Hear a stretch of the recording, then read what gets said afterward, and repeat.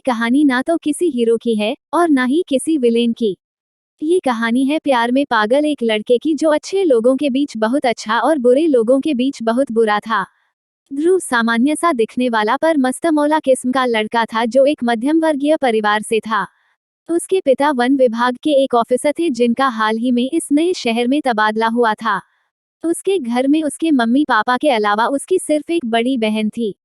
पिताजी की नौकरी के वजह से आए दिन उन्हें शहर बदलना पड़ता था और साथ ही ध्रुव को बार बार स्कूल भी बदलना पड़ता था जिसकी वजह से वो हमेशा उदास और चिड़चिड़ा रहता था। उसे बार बार पुराने दोस्तों को छोड़कर नए लोगों के साथ दोस्ती करना अच्छा नहीं लगता था, फिर भी अब तो जैसे उसे इसकी आदत सी पड़ चुकी थी। खैर, मुद्दे की बात ये है कि इस शहर में अभी 3 दिन पहले ही उसके पिता का ट्रांसफर हुआ था और उसे किसी तरह शहर के एक कॉन्वेंट स्कूल में 12वीं क्लास में एडमिशन मिल गया। स्कूल का नाम सिटी स्टैंडर्ड पब्लिक स्कूल था। वो शायद अगस्त की 5 तारीख थी और स्कूल में पहला दिन था उसका। सामान्य कद काठी का गोरा हल्के पिचके हुए गालों वाला वह लड़का काफी खूबसूरत दिख रहा था। बालों में खुशबूदार तेल लगाकर बड़ी ही सफाई से मांग काढ़े हुए ध्रुव किसी पुराने ब्लैक एंड व्हाइट फिल्म के हीरो जैसा दिख रहा था। दुबला पतला और सामान्य हाइट का, पूरी तरह से वेल ड्रेस्ड, कुल मिलाकर वह ठीक ठाक लग रहा था। लोहे के बड़े दरवाजे को पार करने के बाद कंधे पर काले रंग की डिजाइनर बैग लटकाए अपने आसपास के माहौल और लड़के लड़कियों को देखते हुए अपनी साइकिल सही जगह पर खड़ी करने के बाद वह स्कूल के बड़े से हॉल में घुस गया। उसकी ही तरह बाकी सारे लड़कों ने भी भूरे रंग की पैंट और क्रीम कलर की शर्ट पहन रखी थी, जबकि लड़कियों ने भूरे रंग के कुर्ता, सफेद रंग का पैजामा और सफेद रंग का ही दुपट्टा पहन रखा था। खैर, अपना क्लासरूम खोजने में उसे ज्यादा दिक्कत नहीं हुई क्योंकि हर क्लास के दरवाजे पर क्लास का नाम लिखा हुआ था। उसका क्लास बरामदे के अंदर की ओर पड़ता था जिसके ठीक सामने एक हॉल जैसा खुला हुआ कमरा था और उसके बगल एक तरफ कंप्यूटर रूम था, जबकि दूसरी ओर 6वीं की क्लास चलती थी जिसके बगल ऊपर जाने के लिए सीढ़ियां लगी हुई थी जहां 7वीं और 8वीं की क्लासें लगती थी और इनके अलावा फिजिक्स, केमिस्ट्री और बायोलॉजी की लेबोरेटरीज बनी हुई थी। वहीं बगल के हॉल वाले कमरे में 11वीं की क्लास चलती थी। चारों ओर नजरें दौड़ाते हुए वो अपने क्लास में घुस गया जहां उसकी मुलाकात उसकी क्लास के कई नए लड़के लड़कियों से हुई। ध्रुव को देखकर ज्यादातर लोगों को कोई सदमा नहीं लगा क्योंकि उनके क्लास टीचर ने एक दिन पहले ही सभी को उस लड़के के बारे में बता दिया था। हाँ, लेकिन कुछ लड़कियां जरूर उसे दिलचस्प से देख रही थीं और आपस में फुसफुसाहट भरे स्वर में कुछ बातें भी कर रही थीं। खैर, उसे अपने इस फीके और हल्के फुल्के स्वागत से कोई खास दिक्कत नहीं हुई क्योंकि उसे इन सब की आदत पड़ चुकी थी। हाय, तो तुम ही हो वो न्यू एडमिशन। वेलकम भाई, कहने के साथ ही दुबले पतले शरीर वाले लड़के जय ने उसकी ओर हाथ बढ़ाकर अपना परिचय दिया। ध्रुव ने जय से हाथ मिलाते हुए बेहद ठंडा सा जवाब दिया। मेरा नाम जय है। मैं ध्रुव। उसने भी अपना परिचय दिया और बारीकी से जय को देखने लगा। जय भी ध्रुव की तरह दिखने में कुछ खास नहीं था, पर उसे देखकर ध्रुव ने अंदाजा लगाया कि वो पढ़ाई में काफी अच्छा और होशियार होगा। उसके पतले अंडाकार चेहरे पर मैगी नूडल्स जैसे उलझे हुए खिचड़ी बाल और भी अजीब दिखते थे। और फिर इसी के साथ ध्रुव ने अपना स्कूल बैग पहली लाइन में बीच के एक बेंच पर रख दी और बगल वाली खिड़की भी खोल दी ताकि खुली हवा अंदर आ सके। खिड़की से सीधे 11वीं क्लास के दूसरे और तीसरी लाइन में बैठे कुछ लड़के लड़कियां दिखाई देते थे, पर उसने उन पर ध्यान नहीं दिया और वापस जय की ओर चल पड़ा जो अपना बैग उसी लाइन में आखिरी बेंच पर जमा रहा था। हाय जय भाई, क्या हाल है? क्लासरूम के पिछले दरवाजे से घुसते हुए प्रद्युम्न ने बेहद गर्मजोशी से पूछा और उसने अपना बैग जय की ओर उछाल दिया जिसने उसे आसानी से लपक लिया और अपने बैग के बगल जमा दिया। ठीक है भाई, जय ने जवाब दिया। तभी प्रद्युम्न की नजर ध्रुव पर पड़ी और उसने जय की ओर देखते हुए इशारे से पूछा कि क्या ये वही नया लड़का है, जबकि ध्रुव दूसरी ओर देखने लगा जहां कुछ लड़कियां बैठी हुई थीं।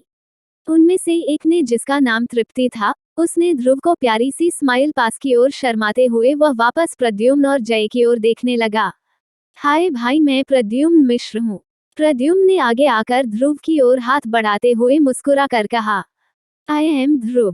ध्रुव ने भी आगे बढ़कर उससे हाथ मिलाया और फिर उसने ध्यान से उसकी ओर देखा और पाया कि उसने पूरे कैंपस में अब तक जितने भी लड़कों को देखा था, प्रद्युम्न उनमें सबसे ज्यादा स्टाइलिश और स्मार्ट लग रहा था।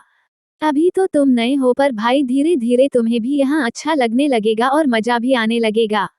हाँ, शायद वो बुझे मन से बोला क्योंकि उसे मालूम था कि वो ज्यादा दिन यहाँ भी नहीं रह पाएगा, पर चूंकि कम से कम अगले 1 साल तक तो उसे यहाँ रहना ही था, इसलिए उसे यहाँ के माहौल को समझने की कोशिश तो करनी ही थी। पर उसे उसके पुराने दोस्तों और स्कूल की याद आ रही थी और खुद ध्रुव भी वापस पुराने शहर में ही जाना चाहता था। इसके बाद भी कई लड़के क्लास में आए जिनमें से कुछ ने उससे मिलने में दिलचस्पी दिखाई, जबकि कईयों ने उसे नजरअंदाज भी कर दिया। लगभग सभी लड़के लड़कियों के नाम और थोड़ी बहुत डिटेल्स प्रद्युम्न ने उसे बताई, पर सबके नाम याद रखना थोड़ा मुश्किल था। हालांकि उनमें से कुछ लड़के लड़कियों के नाम उसे याद हो गए थे जो थोड़े ज्यादा हंसमुख और बातूनी किस्म के थे। जैसे उलझे बालों वाला सावला लड़का विराट श्रीवास्तव, जिसे क्रिकेट खेलने का बहुत ज्यादा शौक था और साथ ही वह थोड़ा मजाकिया किस्म का भी था। उसके अलावा थोड़े भारी भरकम शरीर वाला चश्मिश लड़का वीर सिंह और विनीत सिंह, जो लंबा और काफी गोरा चिट्टा दिख रहा था।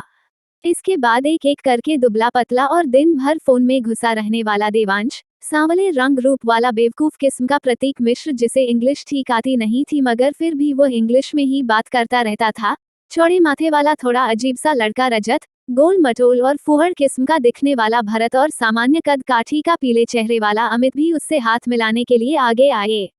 उन्होंने उससे हालचाल पूछा और उसके पुराने स्कूल और वहां के लोगों के बारे में काफी सवाल जवाब किया।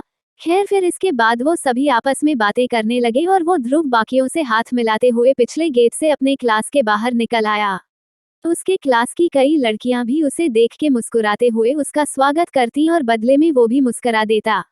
पर उसे वहां रुकने में या उनसे बातें करने में कोई दिलचस्पी नहीं थी, और तभी उसने बाहर दूसरी क्लास में खड़ी एक लड़की को देखा और बस देखता ही रह गया, जैसे इससे पहले उसने किसी लड़की को कभी देखा ही नहीं हो। उसी पल से लड़के की जिंदगी ही बदल गई। वक्त मानो थम सा गया था और ऐसा लगा जैसे मानो सारी कायनात ठहर सी गई। वो अपने होशों हवास खोकर बस उस लड़की को देखे जा रहा था। वो लड़की थी उसी स्कूल की 11वीं क्लास की स्टूडेंट थी। गोल हल्का गुलाबी सा चेहरा, सीप जैसी पलकों के भीतर कैद मोती जैसी बड़ी बड़ी चमकदार काली आंखें, गुलाबी से रसभरे होंठ, उभरी हुई ठुड्डी और उसके नीचे छोटी सी सुराहीदार गर्दन और उस पर काले घने लंबे बाल जिन पर काली पतली सी हेयर बैंड लगी थी। चुस्त भूरे सूट और सफेद चूड़ीदार मोहरी के पैजामे पर सफेद दुपट्टे से छिपा यौवन कुल मिलाकर किसी सांचे में ढली संगमरमर की मूर्ति जैसी गोरी लड़की थी। ध्रुव उसकी मासूमियत से भरी मुस्कुराहट पे मर मिटा था। ऐसा कहना गलत ना होगा कि ध्रुव उसे बस देखता ही रह गया था, मानो उसके यौवन के सागर में डूबने का इरादा रखता हो। खैर उसकी दीवानों जैसी अजीबो गरीब हालत देखकर ऐसा लग रहा था जैसे उसके दिल ने उसके सीने में अभी अभी धड़कना शुरू किया था। उसकी सोच बदल गई थी, अब बस वो यहीं रुकना चाहता था। वो तो बस उस खूबसूरत बला को निहारते जा रहा था और उसकी खूबसूरती में डूबा चला जा रहा था। हालांकि लड़की जो हंसते हुए अपने सहेलियों से बातें कर रही थी, उसका ध्यान ध्रुव की ओर एक बार भी नहीं गया था और न तो उसने अब तक एक बार भी ध्रुव की ओर देखा था। पर ध्रुव उसी को देखता जा रहा था जैसे किसी राहगीर को उसकी मंजिल मिल गई हो। जब लड़की अपनी सहेलियों से बातें कर रही थी तो बीच बीच में उसके बालों की लंठें उसके चेहरे पर आ जाती थी और जिनको वो अपने कोमल उंगलियों से अपने मखमली कानों के पीछे ले जाती थी। ध्रुव अपने होश खो देने वाला ही था कि तभी प्रेयर के लिए बेल बजने लगी, जिसे सुनकर सभी लोग बाहर बड़े हॉल की तरफ भागे। वो लड़की और उसकी सहेलियां भी उठकर जाने लगी, पर ध्रुव जो अभी भी उसकी ही धुन में खोया हुआ था, उसे झटका सा लगा और वो जैसे जाग गया।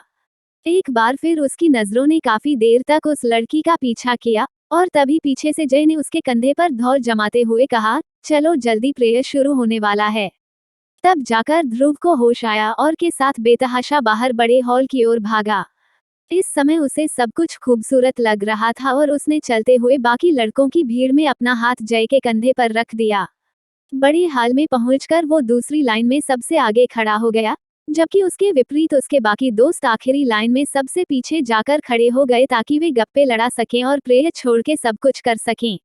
उसके कुछ दोस्त जैसे प्रद्युम्न और विराट उसे भी पीछे आने को बोलने लगे, पर वो उन्हें अनसुना करके अपनी जगह वहीं रुक गया, क्योंकि सामने थोड़ी दूर पर जहां 4-5 छोटी कतारों में सारी लड़कियां खड़ी थीं, उन्हीं के बीच तीसरी लाइन में वो लड़की भी खड़ी थी जो हंसते हुए अपने बगल खड़ी लड़की से बातें कर रही थी। उसी के क्लास के कुछ लड़के, जिनमें अरविंद जो पढ़ने में बेहद तेज था, आकर्षित जो उस स्कूल के हेडमास्टर का लड़का था और काफी मासूम सा दिखने वाला प्यारा लड़का था। इसी के साथ प्रेयर शुरू हो गई, पर ध्रुव का ध्यान प्रेयर के बजाय उसी लड़की पर था। वो हॉल काफी बड़ा था, जिससे सटकर 5 कमरे बने हुए थे, जिनमें से पहले को छोड़कर हर एक में क्लासें चलती थी, जबकि पहला कमरा हेडमास्टर का ऑफिस रूम था, जो कि बेहद शानदार था।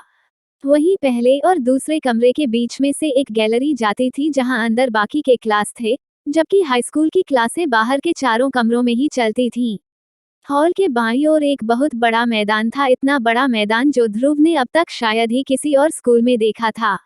कुल मिलाकर उसे अपना यह नया स्कूल काफी पसंद आया था। वहीं बाहर मैदान में देरी से आने वाले लड़के लड़कियां अलग अलग 2 कतारों में खड़े थे, जिनसे कुछ टीचर्स देरी से आने कारण पूछ रहे थे। खैर, प्रेयर खत्म हुई और फिर नाटे कद के बड़ी तोंद वाले हेडमास्टर उपाध्याय जी आगे आए, जिनके सिर के अधिकतर बाल गायब थे और उनका सिर किसी चांद की तरह चमक रहा था। हाँ, पीछे की ओर सिर पर कुछ बाल जरूर बच गए थे, शायद ये याद दिलाने के लिए कि उनके सिर की खेती कभी हरी भरी थी। उन्होंने सफेद रंग के बेदाग कुर्ते और पैजामे के ऊपर भूरे रंग की धारीदार सदरी पहन रखी थी। उन्होंने जोरदार स्वर में गला साफ किया और हॉल में खड़े लड़के लड़कियों की भीड़ आश्चर्यजनक रूप से शांत हो गई। ध्रुव की नजरें उन पर पड़ी और न जाने क्यों पर उसे आभास हुआ कि उनके सामने खड़ा व्यक्ति असीम विद्वान था। हमारे विद्यालय परिसर में आए सभी नए भैया बहनों का स्वागत है। उन्होंने उद्बोधन के साथ ही बाहर खड़े टीचर्स को कुछ इशारा भी किया और फौरन ही टीचर्स ने मैदान में अलग खड़े लड़के लड़कियों की लाइन को हॉल के थोड़ा करीब जाने का आदेश दिया और लगभग फौरन ही सारे विद्यार्थी आगे आ गए ताकि उनकी बातें साफ साफ सुन सकें। दूसरे भाग के लिए चैनल को सब्सक्राइब करें।